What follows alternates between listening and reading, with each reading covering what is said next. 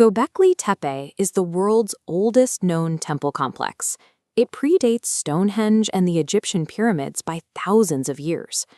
For decades, it was defined as a remote sanctuary built by nomadic hunter-gatherers, without any agriculture, no permanent housing, or even the invention of pottery. The early excavations revealed a site focused on the wild.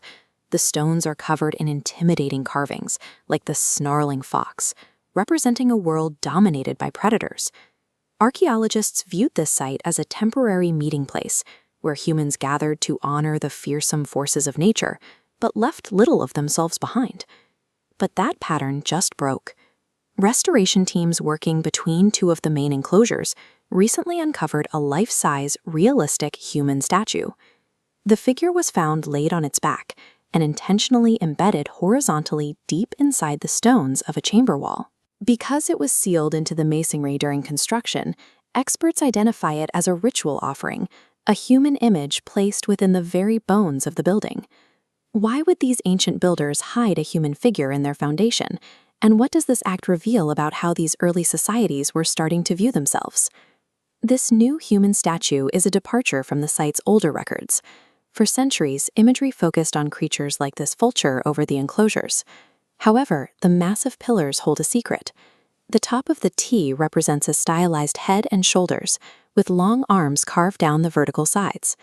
Detailed carvings of a belt and a loincloth confirm the pillars were intended to be humanoid representations of people. The new wall statue takes this a step further. It connects these older, faceless pillars to a more personal, realistic form of human representation. This shift suggests a community moving toward ancestor worship, as these builders began to place the human image at the center of their sacred world. This wasn't an isolated event. At Karahan Tepe, a neighboring site from the same period, the focus on the human form is even more intense. Archaeologists there discovered a seated human statue over 7 feet tall, featuring deep-set eyes and a carved V-neck collar. They also found a chamber containing 11 phallic-shaped pillars carved directly into the bedrock floor. Evidence from this sister site proves that the region's spiritual life was pivoting toward themes of human fertility and the continuity of the community. The sheer scale of the landscape surrounding these statues reveals how these people were living. Hidden among the temples, researchers have recently found rainwater cisterns and domestic housing structures. These thousands of stone tools used for grinding wild grain are proof of intense food preparation, the kind required to support a large population. This forces a new conclusion. Göbekli Tepe wasn't just a place for temporary visits. It was a complex, year-round settlement. For decades, the history of civilization was taught as a simple flowchart. Humans invented farming, which let them settle in one place, and that stability led to organized religion.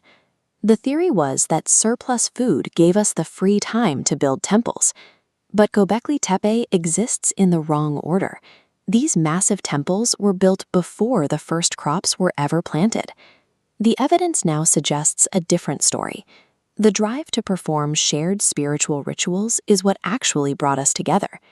Gathering to bury a human image in a sacred wall was a ritual that bound these early people to a specific place and to each other. The flowchart rearranges. It was the massive labor required for these temples that forced people to settle and eventually to invent farming to feed the workforce. Communal belief was the gravitational pull that drew humans into the first organized societies. That hidden statue marks the moment we stopped simply reacting to the natural world and started building a civilization around ourselves.